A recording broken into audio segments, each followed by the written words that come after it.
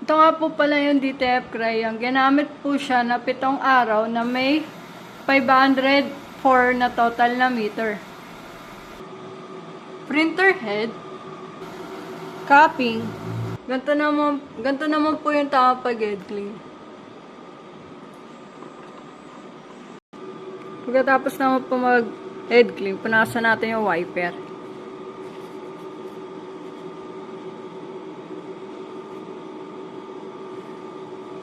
Yung cupping.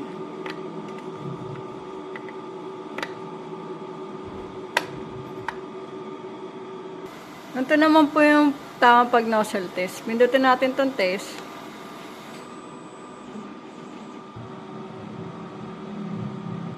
Ang ink system ay tama lang. Ang waste tank nilinis ngayon Sunday. ABR. Ito naman po yung in-use supply. Ito naman po yung mga add-in-use supply. Ito naman po yung ayun naman po yung powder.